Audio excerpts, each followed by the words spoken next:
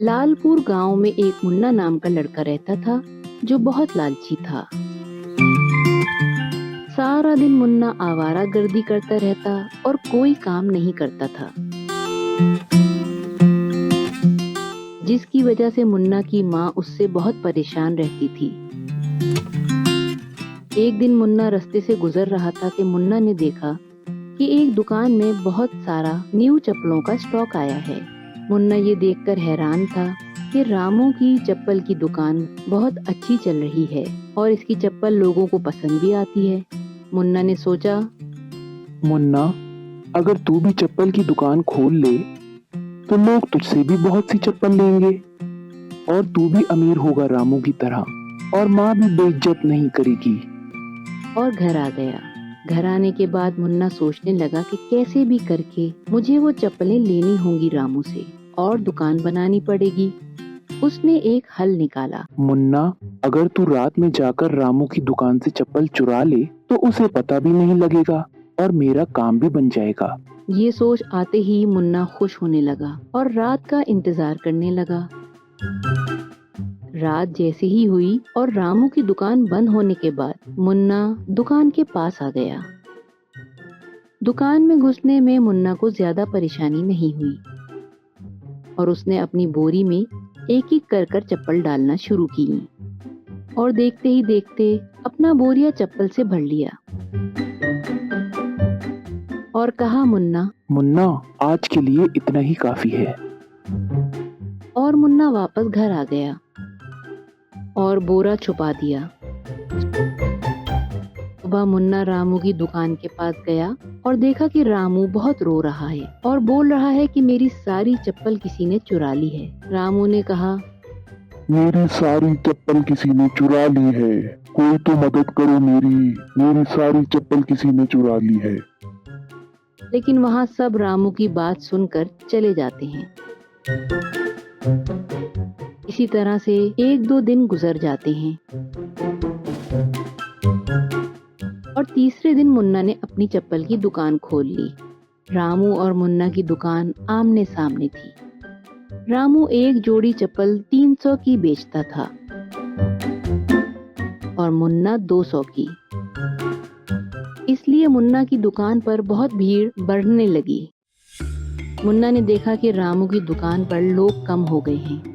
ये देखकर मुन्ना खुश होने लगा और आवाजें देने लगा, आओ आओ, ले जाओ 200 की 200 रुपए की चप्पल, एक बार आओ बार बार लेकर जाओ, सिर्फ 200 रुपए की एक जोड़ी चप्पल, सिर्फ 200 रुपए। लोग ये आवाज सुनकर मुन्ना के पास आने लगे और चप्पल खरीदने लगे। उधर रामू, जो कि कुछ ग्राहकों को चप्पल बेच रहा था, उसने ये सुना और गुस्से में आने लगा और वो भी आवाजें देने लगा, एक जोड़ी चप्पल सिर्फ 250 में, ऐसी क्वालिटी के बार बार आ पाएंगे। कुछ लोगों ने सुना तो वो रामू की दुकान की तरफ बढ़ गए। इसी तरह आज का दिन गुजरा। घर पहुंचकर मुन्ना बहुत खुश हुआ कि रामू की चप्पल आज बहुत कम बिकी और मुन्ना ने इतनी सारी बेच दी। अब सिर्फ कुछ जोड़ी रह गई थी मुन्ना के पास और बहुत से पैसे आ गए थे। मुन्ना सोचने लगा कि मेरे पास तो पैसे आ गए हैं, मैं क्यों ना और चप्पल पैसों से ले लूं, या क्या मैं पहले की तरह चुरा लूं? वैसे भी रामू को कौन सा पता चलेगा। मुन्ना रात का इंतजार करने लगा। रात होते ही रामू की दुकान के पास आया।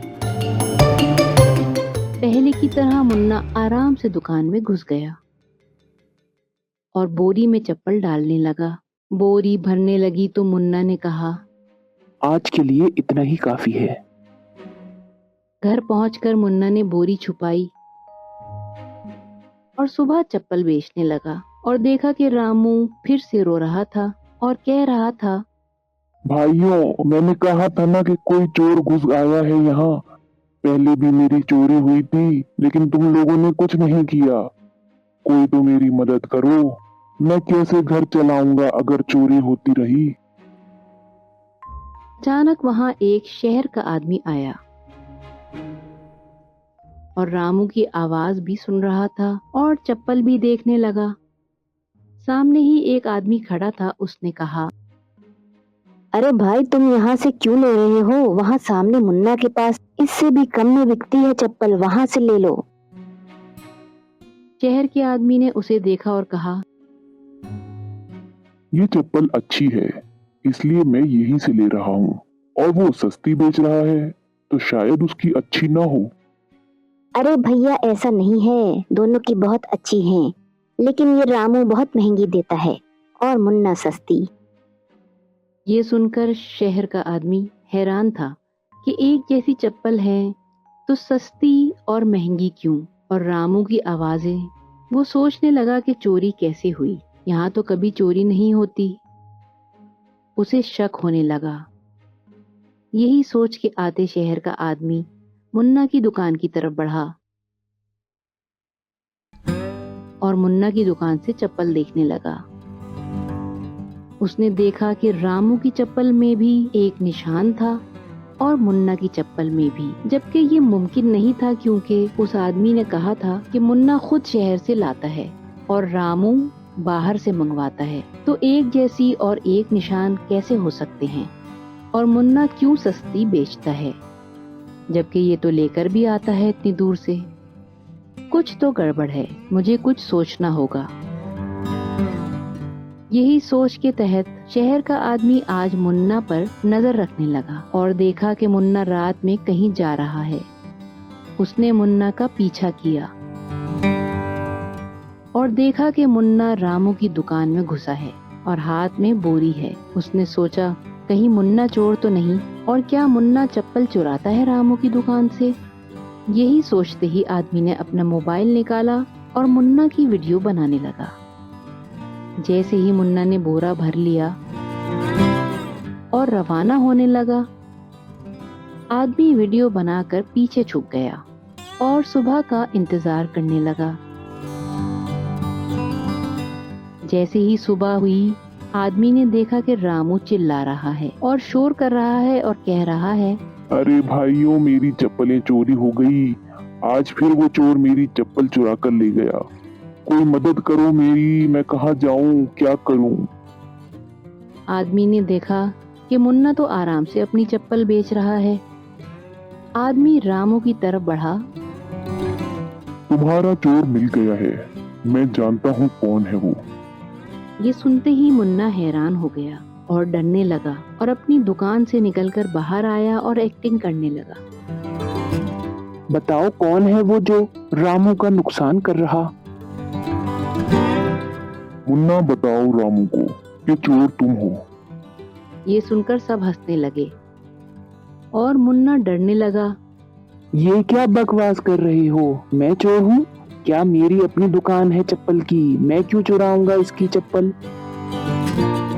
इसकी ये बात सुनकर आदमी हंसने लगा और वो वीडियो मोबाइल में लगाकर सबको दिखाने लगा।